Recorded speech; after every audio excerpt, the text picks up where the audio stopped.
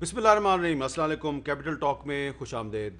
Sania motor way Lahore के मुलजमान को सरेआम फांसी दी जाए या जो इस वक्त पाकिस्तान का कानून है उसमें जो सज़ाएँ मौजूद हैं उनको वो सज़ाएँ दी जाएँ, इस पे हमारी पार्लियामेंट के दोनों ईवानों में बहस जारी है।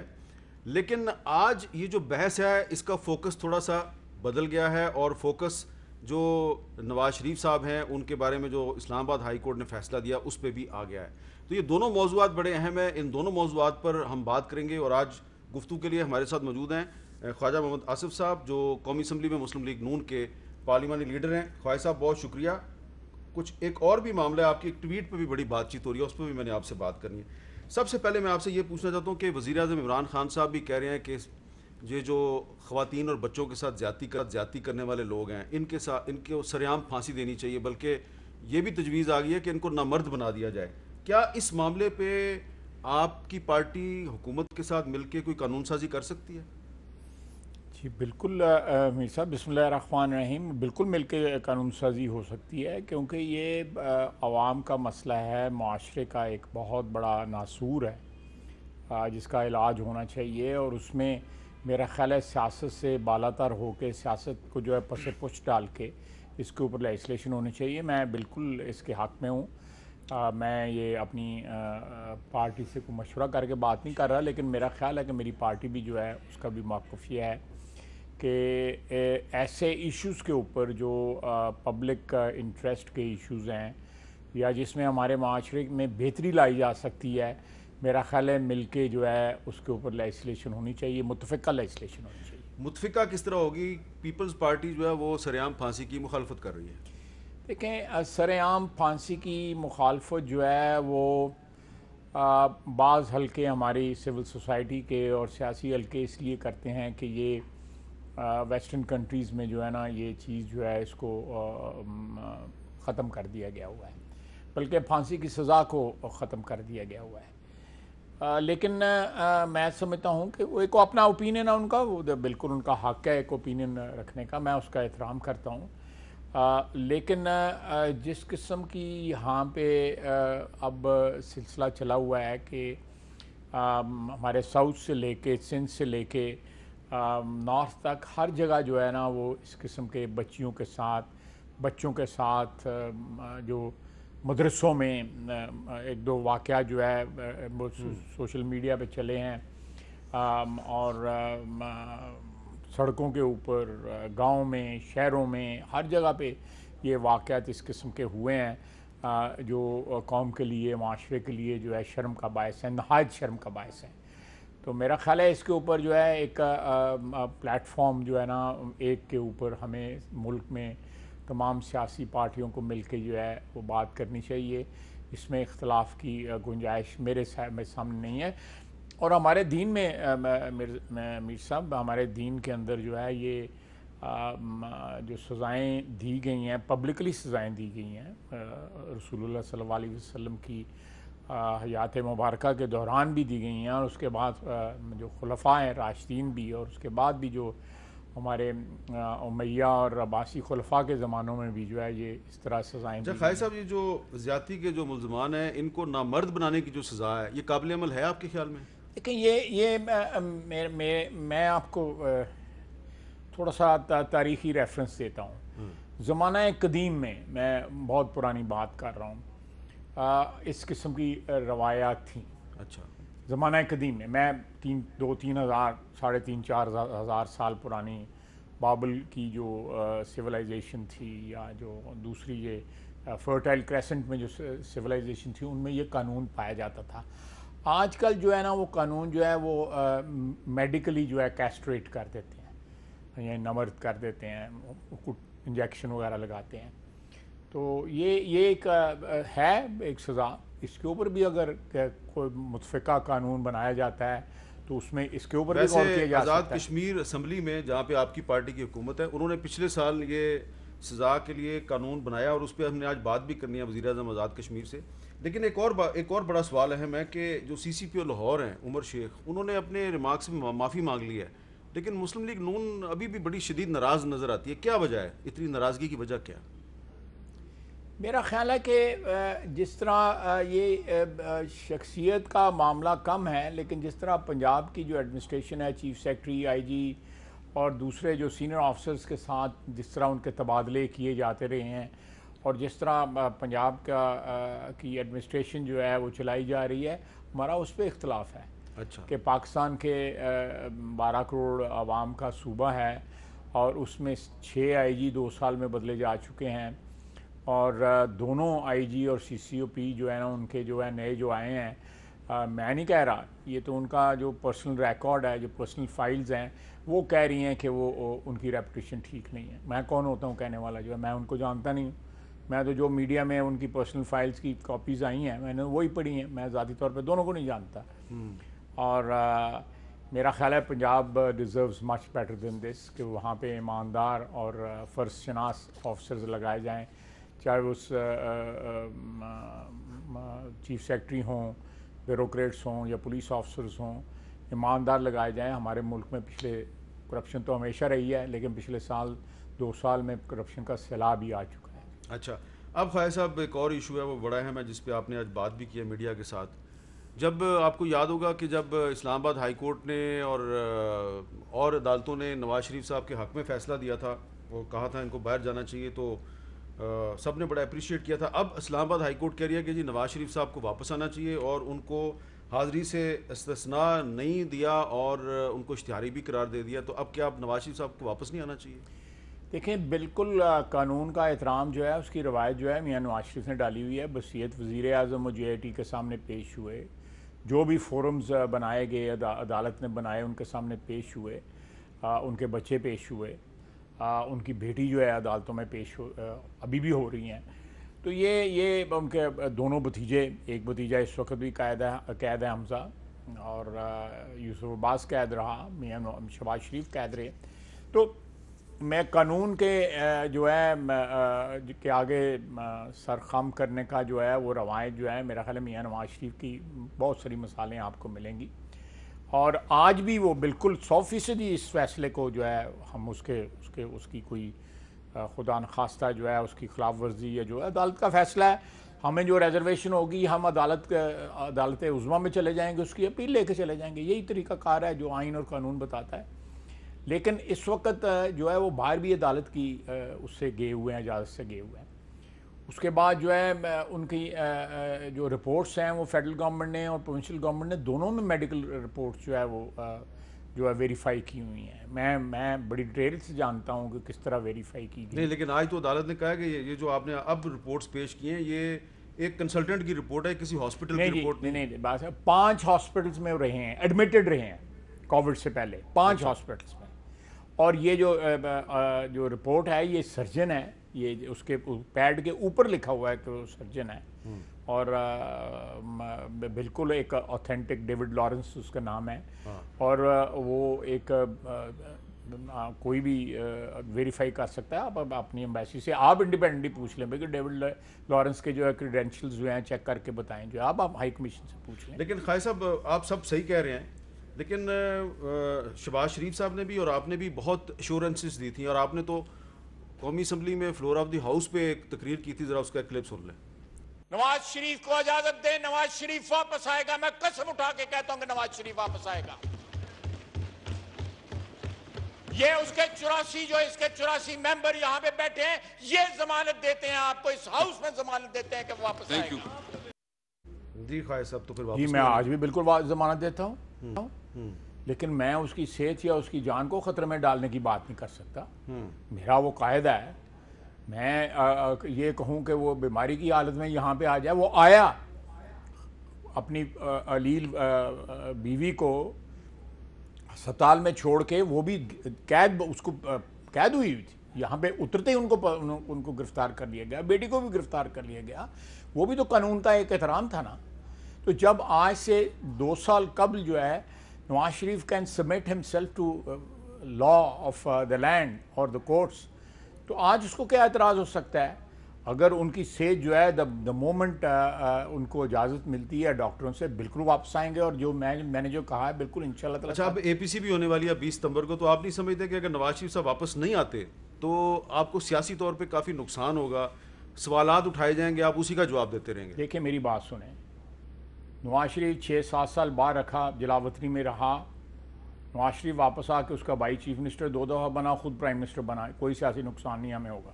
نواز شریف از اے فینومنا، وہ ایک نظریے کا نام ہے، کوئی نقصان نہیں ہوگا. اے پی سی جو ہو رہی ہے تو اس کے بعد جو آپ کا نظریہ ہے وہ اس کا کیا رخ ہوگا؟ آپ نے حکومت کے خلاف کوئی تحریک چلانی ہے یا صرف جلسے جلوس کرنے ہیں؟ میں میر صاحب، اگر جو بھی ہمارا ایجنڈا ہے وہ ابھی طے ہونا ہے، اگلے 1-2 روز میں طے ہو جائے گا. آج بھی میٹنگ ہماری ہوئی ہے، کل بھی میٹنگ ہوئی ہے. ہم چاہیں گے کہ ساری پارٹیاں جو ہیں ایک متفقہ ایجنڈے کے اوپر جو ہے نا وہ ایگری ہو کے اور اس کو پاس کریں اے پی سی کے اندر. اے پی سی تو ایک وہ جو ایجنڈا پہلے طے شدہ ہوگا تمام پارٹیوں کا، اس کو فائنلائز کرنے کی ایک کارروائی ہوگی نا. تو اس میں میں جو آپ باتیں کہہ رہے ہیں یہ پاسبلٹی ہیں، یہ بالکل جو آپ کہہ رہے ہیں، لیکن ابھی تک کچھ فائنلائز میں صرف اتنا کہا کہ کچھ جلسے ہو سکتے ہیں. تحریک کی بات میں نے نہیں کی، تحریک کی لوگ باتیں کر رہے ہیں، لیکن میرا خیال ہے، میری انفارمیشن یہ ہے کہ بات صرف جلسوں تک محدود رہے گی. میں اسپیکولیٹ نہیں کروں گا. میں جو اس کو اس وقت چلیں انتظار کر لیتے ہیں، سیاسی طور پہ غلط بات ہوگی، لیکن آپ کے خیال میں اے پی سی کامیاب ہو جائے گی؟ انشاءاللہ. اچھا، اب میں نے آپ کی ایک ٹویٹ ہے اس پہ بات کرنی ہے. یہ آپ کی ٹویٹ ہے، اس میں آپ نے سرا لکھا طاقتیں تمہاری ہیں اور خدا ہمارا ہے، اور نیچے طالبان کا نمائندہ ہیں وہ کھڑے ہیں اور امریکی وزیر خارجہ کھڑے ہیں، ساتھ بھی آپ نے اللہ اکبر لکھ دیا ہے. اس پہ بڑی بحث ہو رہی ہے. فرحت اللہ بابر صاحب جو ہیں وہ بھی اس پہ کمنٹس کر رہے ہیں، ضیاء الدین یوسف زئی صاحب نے بھی بڑے کمنٹس کیے ہیں، کچھ اور لوگوں نے بھی کیے ہیں. وہ کہتے ہیں جی کہ خواجہ صاحب جو ہیں وہ جو نظام افغانستان میں وہ پسند کر رہے ہیں تو پاکستان کے لیے بھی وہی پسند کریں. لیکن یہ بھی بات ہے کہ اکثریت جو ہے وہ آپ کو سپورٹ کر رہی ہے. لیکن ایک بحث میں مختصر، میں زیادہ ٹائم نہیں لوں گا آپ کا. جب ویتنام کی جنگ چل رہی تھی تو ہم جلوس نکالتے تھے. ویتنام میں جو نارتھ ویتنام کی حکومت تھی، ہو چی من جس کے لیڈر تھے، وہ ان کے حق میں جلوس نکالتے تھے. میں کمیونسٹ نہیں ہوا، میری ساری سیاست آپ کے سامنے، میں کمیونسٹ نہیں ہو گیا. اگر میں نے ایک انٹروینشن ہوئی افغانستان میں 9/11 کے بعد، کوئی ثبوت آج تک نہیں ہے کہ وہاں سے کوئی ہائی جیکر جو ہے افغانستان سے گئے تھے اور افغانستان تباہ ہو گیا. اور میں اگر رزسٹ کیا ہے اس انٹروینشن کو تو ان لوگوں نے کیا ہے. میں ان کے جو طرز حکومت ہے یا ان کی ایڈیالوجی ہے، میرے ہم مذہب ہیں، میں بالکل اس لحاظ سے ان کا احترام کرتا ہوں. لیکن ان کی جو طریقہ کار ہے اس کے ہم بھی شکار رہے ہیں، پاکستان بھی شکار رہا ہے. لیکن ساتھ ساتھ میں یہ کہوں گا کہ اگر یہ میٹرنٹی ہاسپٹل کے اوپر حملہ کرتے ہیں تو امریکہ بھی برات کے اوپر بامبنگ کرتا ہے. میں اگر انٹروینشن کی مخالفت کرتا ہوں عراق کے اندر تو اس کا مطلب یہ نہیں کہ میں صدام کا یار ہو گیا ہوں. یا شام کے اندر جو ہے میں انٹروینشن کی مخالفت کرتا ہوں شام کے اندر تو میں بشار اسد کا حمایتی نہیں ہو گیا. یا لیبیا میں اگر امریکہ انٹروینشن کرتا ہے تو میں کوئی قذافی کا پیروکار نہیں ہو گیا. میں یہاں پہ اس خطے کے اندر امریکہ کی انٹروینشن کے خلاف ہوں. میرے بھائی، میرے برادر ملک ہیں، میرے مسلمان بھائی ہیں، چاہے وہ لیبیا میں ہیں یا شام میں ہیں یا عراق میں ہیں یا افغانستان میں، میرا دل روتا ہے. اگر اس کے سامنے کھڑے ہوئے مجھے ان کے ساتھ اختلاف آتا ہے، ان کی طرز حکومت کے ساتھ اختلاف آتا ہے، ان کے ساتھ یہ کھڑے ہوئے مستقل مزاجی کے ساتھ کھڑے ہوئے، جس طرح میں اور جن حالات میں یہ لڑے،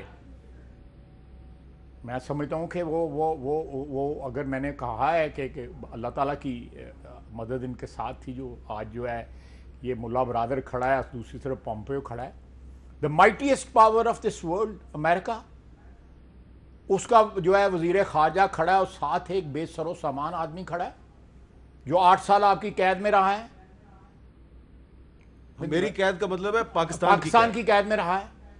جناب والا، آپ نے کفار کے خلاف جنگ لڑی، پراکسی وار تھی، آپ اس کو جہاد کا نام دیتے ہیں.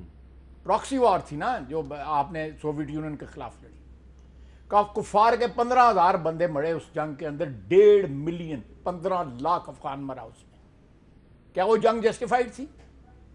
نہیں جسٹیفائڈ تھی. میرا تو یہ سٹینڈ ہے. لیکن میں پھر کہوں گا کہ جو بھی انٹروینشن کے خلاف، چاہے وہ ویتنام میں ہے، چاہے وہ واشنگٹن شام میں ہے یا عراق میں ہے یا افغانستان میں لیبیا میں، جو بھی اس کو رزسٹ کرے گا اس افغانستان اس کا انٹرونشن کو اپنے ملک کی سوورنٹی کو پروٹیکٹ کرنے کے لیے۔ اچھا، آپ وزیر خارجہ رہے ہیں تو آپ کا کیا خیال ہے کہ یہ جو قطر میں جو یہ مذاکرات کا عمل شروع ہوا ہے، فی الحال تو اس میں تھوڑا سا وقتی طور پہ ڈیڈ لاک آ گیا ہے، لیکن آپ کو لگتا ہے کہ یہ جو پروسیس ہے، یہ افغان پیس پروسیس، یہ کامیابی کی طرف چلے گا؟ ضرور جائے گا۔ اس کی یہ ہے کہ سیاسی ضرورت بھی بن گیا ہوا ہے یہ امریکہ ان سے بات کرنے کو تیار نہیں، وہ تو ان کے اوپر بم مارتا تھا، وہ ڈیزی کٹر مارتا تھا ان کے اوپر جو ہے، وہ ان کے ساتھ کب بات کرنے کو تیار تھا، ہمیں تانے دیتا تھا حقانی کہ آج حقانی بھی تو انہیں کے ساتھ ہے نا، ہمیں تانے دیتے تھے نا کہ آپ حقانیوں کی پناہ گاہ ہیں۔ تو آج یہ سارا ریورسل ہے۔ دیٹ ڈزنٹ مین کہ میں ان کی طرز حکومت کو یا ان کی جو دوسرے نظریات ہیں، سیاسی نظریات ہیں، میں ان کو اگر آج آپ پاکستان کے وزیر خارجہ ہوتے تو آپ یہ جو طالبان کا ڈیلیگیشن ہے جو مذاکرات کے لیے وہاں پہ قطر گیا ہے اور ملا برادر ہیں، آپ ان کو کیا مشورہ دیتے؟ دیکھیں، مجھے بڑا احترام ہے کابل میں جو حکومت ہے، میں اشرف غنی صاحب کا بڑا احترام کرتا ہوں، ذاتی طور پہ احترام کرتا ہوں، میری ان کے ساتھ نیاز مندی بھی ہے۔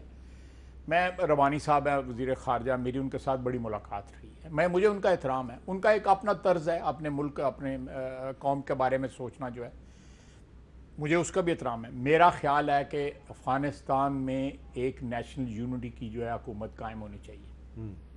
جو علاقے جو ہے مختلف زیر اثر ہیں لوگوں کے، ان میں ان کا عمل دخل ہونا چاہیے، لیکن ایک متحد ایک اکائی جو ہے وہ کابل میں ضرور ہونی چاہیے حکومت کی۔ وہ تو بہت مشکل نہیں ہے۔ میں دیکھیں مشکل باتیں بھی تو یہ بھی تو مشکل بات تھی نا، یہ جو آپ کے سامنے تصویر پڑی ہوئی، یہ بھی تو مشکل بات تھی۔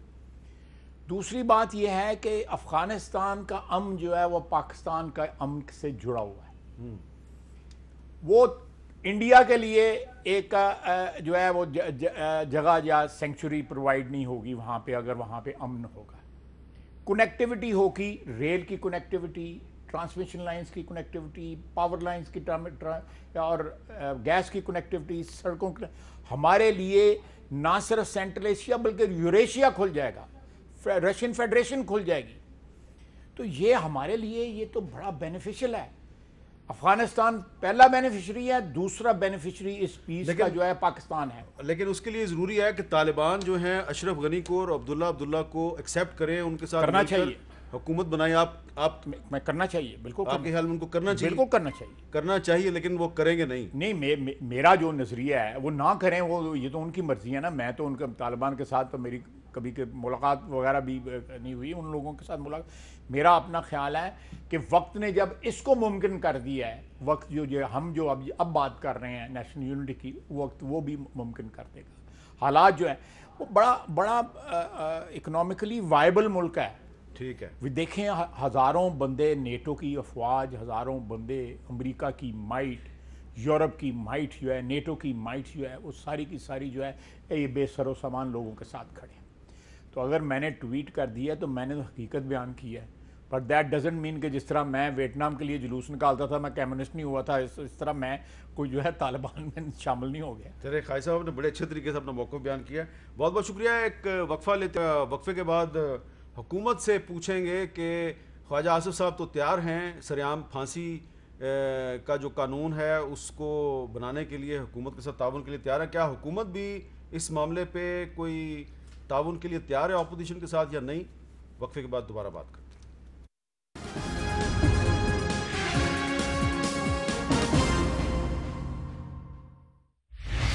اب ہم بات کریں گے وفاقی وزیر سائنس اور ٹیکنالوجی چودھری فواد صاحب سے۔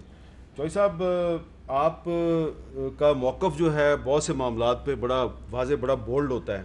اب آپ کا جو سریعام پھانسی پہ موقف ہے پوری قوم کو پتہ ہے۔ وزیر اعظم عمران خان صاحب نے سریعام پھانسی کی حمایت کر دیا ہے، وہ کہہ رہے ہیں کہ زیادتی کے جو ملزمان ہیں ان کو نامرد بھی بنا دینا چاہیے، تو اب آپ کی رائے کیا ہے؟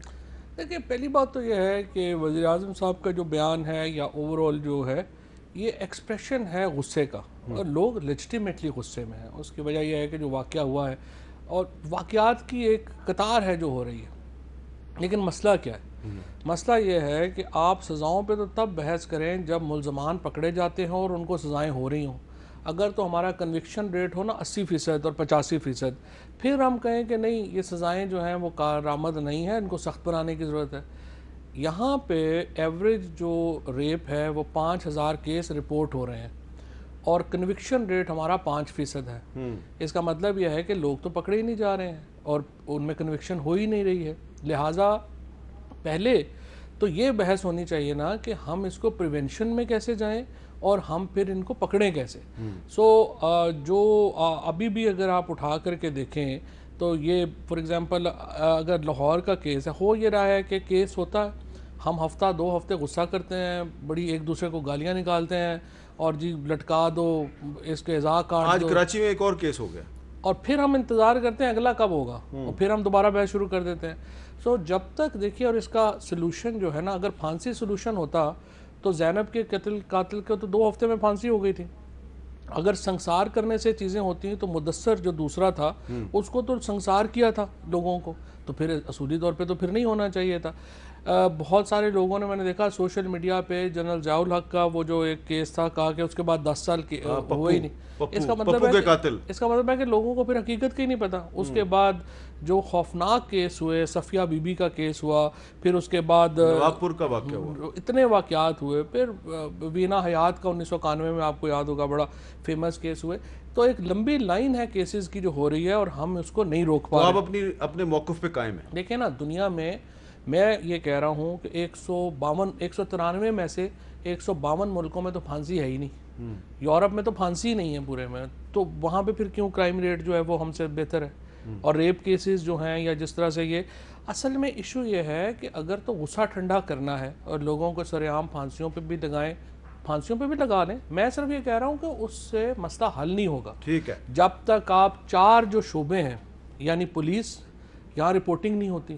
5000 کیس تو رپورٹ ہو رہے ہیں نا، 190 کیس ہے پچھلے سال صرف پنجاب میں گینگ ریپ کا، لیکن یہ وہ کیس ہیں جو رپورٹ ہو رہے ہیں، یہاں پہ رپورٹ تو ہو ہی نہیں رہے ہیں۔ جب تک، اور رپورٹ کیوں نہیں ہو رہے ہیں؟ لوگ پھر کہتے ہیں کہ پولیس والوں کے پاس جائیں گے، وہ پھر وہی آگے سے کہیں گے کہ پیٹرول کیوں ختم ہو گیا تھا۔ جب آپ اس طرح سے جو وکٹم ہے اس کو ہم ٹریٹ کریں گے، جب پھر اس کے بعد الٹیمیٹلی یہ جس طرح یہ کیس ہوا ہے عابد کا، کہ الٹیمیٹلی صلح ہو گئی ہے۔ صلح کیسے ہو سکتی ہے اس کیس میں؟ صلح کیسے ہوئی؟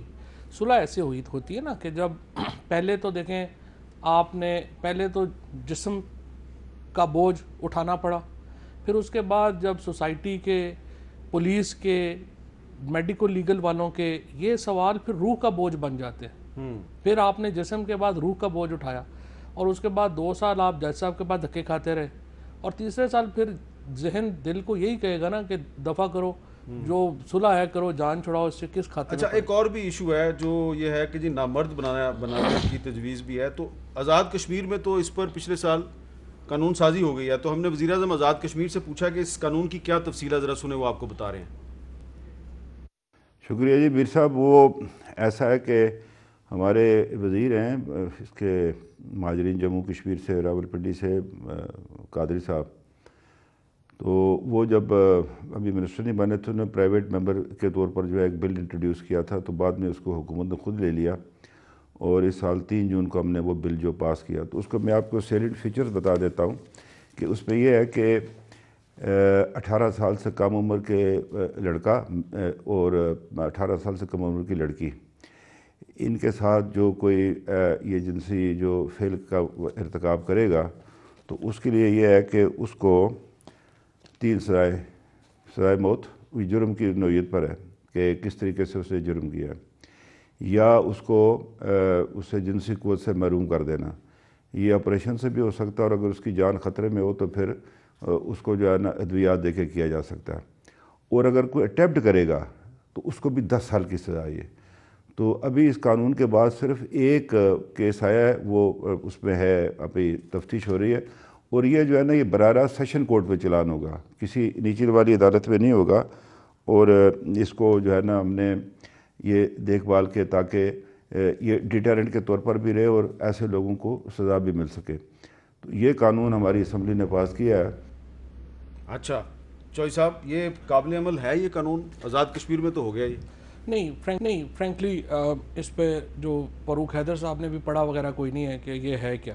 پہلی بات تو یہ ہے کہ میں آپ کو بتاؤں جو کیسٹریشن ہے نا جو میں نے پڑھا ہے یہ امریکہ کے کچھ ریاستوں میں اور ناروے وغیرہ میں یہ کیمیکل کاسٹریشن کا لا ہے. وہ پہلی شرط اس کی یہ ہے کہ وہ والنٹیئر ہونا چاہیے. اب والنٹیئر ہونے میں کیا ہے کہ یہ اس میں پرابلم جو اس پہ عمل کیسے ہوتا ہے. عمل ایسے ہوتا ہے کہ کینسر کی کچھ بڑی ہیوی ڈرگز ہیں جو بیسکلی تو کینسر میں یوز ہوتی ہیں, بٹ ان کا ایک سائیڈ افیکٹ یہ ہے کہ اس سے آپ کا جو کاسٹریشن ہے وہ ہو جاتی ہے, جنسی طاقت جو ہے وہ ختم ہو جاتی ہے. وہ دوائی جو ہے وہ ہر 3 ماہ کے بعد اس کو دیا جاتا ہے, اور یہ زیادہ تر والنٹیئر وہاں پہ کرتے ہیں جہاں بڑی لمبی سزائیں ہیں قید کی. وہ پیرول پہ رہائی کے لیے وہ لوگ جو اکیوزڈ ہے وہ والنٹیئر کرتا ہے کہ جی مجھے آپ کیسٹریشن کر دیں لیکن مجھے آپ رہا کر دیں. وہاں پہ پھر پہلی شرط یہ ہے کہ آپ کے پاس رجسٹری ہوتی ہے کرمنلز کی, جو ہر 3 مہینے بعد پولیس کے سامنے پیش ہوگا. پولیس کی ایڈمنسٹریشن میں وہ ڈرگ جو ہے وہ اس کو جو ہے وہ ایڈمنسٹر کی جائے گی, اور والنٹیئر ہونی چاہیے, نان والنٹیئر تو ہے نہیں. ابھی مجھے جو ہے اس کے اوپر جو فرینکلی ابھی تک میں نے جو پڑھا ہے مجھے نہیں لگتا کہ یہ اس پہ آسان عمل ہوگا, کیونکہ ادروائز تو پھر جو ہے وہ اس کا وہ بیسک ہیومن رائٹس میں آ جائے گا. لیکن دوسری بات جو ہے وہ یہ ہے کہ دوبارہ میں یہ آپ سے کہوں گا کہ سزاؤں کا معاملہ تو تب آئے جب لوگ پکڑے جائیں. ہم تو اس پہ ہی نہیں آ رہے کہ ہم لوگ پکڑنے کے اوپر ہے نہیں ہیں, اور ہم نے اپنا کان جو ہے نا وہ پکڑ کے ہم نے دوڑ لگا دی ہے کہ کیا ہے. میں یہ کہتا ہوں کہ پہلے ہم اس کو تو دیکھیں کہ ہم کیسے کنوکشن ریٹس بہتر کریں گے, کیسے ہم لوگوں کو پکڑیں گے, کیسے ہم کنوکشن روکیں گے. میں آپ کو بتاؤں مثال کے طور کے اوپر ہمارے پاس دنیا کے 2 سب سے بڑے ڈیٹا ہیں پاکستان کے پاس. ہمارا ہر موبائل فون جو ہے وہ ہمارا فنگر پرنٹڈ ہے. ہم 20 کروڑ لوگوں کو آئی ڈی کارڈ جاری کرتے ہیں. اگر یہی 2 ڈیٹا ہم اچھے طریقے سے استعمال کر لیں تو آپ یقین کریں یہاں پہ جو ریپ ہے وہ ایلیمنیٹ ہو سکتا ہے, اور اگر ایلیمنیٹ نہیں ہو سکتا تو بہت کم تو ہو ہی سکتا ہے. پھر جو ہمارا رجسٹری ہے, پولیس رجسٹری, آپ یہ دیکھیں نا, یہ جو ایکیوزڈ ہے یہ 2 سال پہلے بھی رہا ہوا ہے, ہمیں پتہ ہی نہیں ہے یہاں کی پولیس کو. جب تک آپ کرائم رجسٹری نہ بنائیں, جب تک آپ کنوکشن نہ ہو, جب تک آپ کا جو تفتیشی افسر ہے وہ آپ کے ساتھ ایک ہمدردی نہ سمجھے, آپ اس ظلم نہ سمجھے, اس وقت تک آپ سزاؤں پہ تو بعد میں پہنچیں گے. پہلے آپ پکڑیں تو صحیح لوگوں کو. بڑی اہم بات کریں جی. فواد چوہدری صاحب بریک لیتے ہیں, اور بریک کے بعد جو آج اسلام آباد ہائی کورٹ کا فیصلہ آیا نواز شریف صاحب کے بارے میں, اس پہ بھی بات کرنی ہے. اور آپ کو پتہ ہے آج اسکول بھی کھل گئے ہیں, تو فواد چوہدری صاحب سے اس پہ بات کرتے ہیں. وقفے کے بعد دوبارہ ملتے ہیں.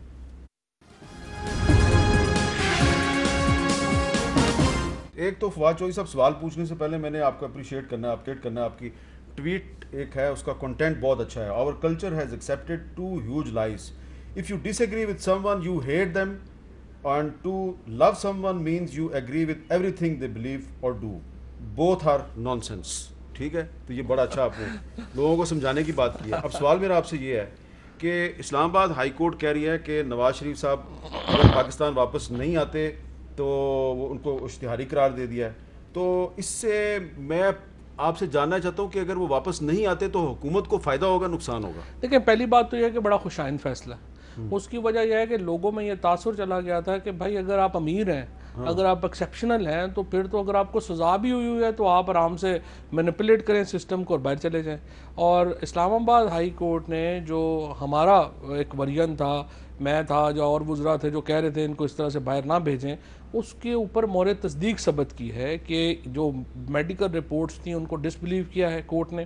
اور ہم پہلے ہی کہہ رہے تھے کہ یہ ساری میڈیکل رپورٹ جعلی ہیں, اور اس کے بعد انہوں نے جو ٹرائل کورٹ کا فیصلہ ہے اس کو برقرار رکھا ہے اور ان کو اشتہاری قرار دیا ہے. تو تھوڑا سا مداوا ہوا ہے عام آدمی کے جو زخموں پہ نمک چھڑک کے نواز شریف صاحب باہر چلے گئے تھے اور روز ایک تصویر اپنی باہر سے بھیج دیتے تھے کہ کم از کم پاکستان میں قانون ہے سب کے لیے, اور اب جو ہے وہ نواز شریف صاحب کو واپس لانے کے لیے کارروائی جو ہے وہ شروع ہوگی. وہ واپس کس طرح لائیں گے آپ؟ نہیں, واپس لانا اتنا مشکل نہیں ہے ان کو, اس لیے نہیں ہے مشکل کہ دیکھیں آپ پھر اسحاق ڈار کو کیوں نہیں لائے؟ نہیں, وہ ایڈمنسٹریٹو فنکشن, میں آپ کو صرف بتاؤں, ایک ہے تمام جو پاکستان میں باقی کیسز ہیں نا وہ نواز شریف سے مختلف ہیں. نواز شریف کنوکٹڈ کرمنل ہے, باقی سارے لوگ جو ہیں وہ کنوکٹڈ کرمنل نہیں ہیں, لہٰذا باقیوں کے معاملے میں آپ کو ایڈمنسٹریٹو ایکشن لینا پڑتا ہے. آج اسلام آباد ہائی کورٹ نے جو فیصلہ کیا ہے یہ جوڈیشل ایکشن ہے. جوڈیشل ایکشن کے اوپر جو کورٹس ہیں، یورپین کورٹس ہیں یا یو کے کی کورٹس ہیں، وہ زیادہ سینسٹیو ہیں بنسبت اس کے کہ آپ ایڈمنسٹریٹو ایکشن کریں. سو مجھے یہ لگتا ہے کہ یہ جو ایک فیصلہ ہے اس کے نتیجے میں بہت ایک جو ہے وہ فائدہ ہوگا. اچھا چوہدری صاحب، اسکول کھل گئے آج، تو والدین نے بچوں کو بڑے شوق سے اسکول بھیجا ہے. دیکھیں کہ اسکولوں میں آج کیا احتیاطی تدابیر کی گئی تھی، اور اسٹوڈنٹس کا آج ایک مسئلہ سامنے آیا، وہ کیا ہے وہ دیکھیں ذرا. 6 ماہ بعد اسکول کھلے تو طلبہ اسکیننگ اور ہاتھوں کو سینیٹائز کرنے کے بعد کلاسز میں داخل ہوئے. ماسک پہننا لازمی ہے. اسکولوں میں طلبہ رول نمبرز کے لحاظ سے متبادل دنوں میں آئیں گے. ہفتہ کی چھٹی منسوخ، اور بعض اسکولوں میں بریک بھی نہیں ہوئی. فیڈرل ڈائریکٹوریٹ آف ایجوکیشن کی جانب سے نصاب بھی کم کر دیا گیا. اسکول کے اوقات کار میں کمی، اب چھٹی 12 بجے ہوگی. کینٹین مکمل طور پر بند ہے. نیا لائف سٹائل ہے، تھوڑا چینج ہے، ہم سوشل ڈسٹینس رکھنا بھول جاتے ہیں. ماسک پہننا مشکل تو ہے لیکن اب پہننا پڑے گا. آج تو پاپا کے ساتھ آئے کیونکہ وہ بس کا ایشو ہے. سماجی فاصلے کے ساتھ کلاسز میں پڑھائی کا آغاز ہو گیا. بچوں کو بار بار SOPs پر عمل درآمد کا پابند بنایا جاتا رہا.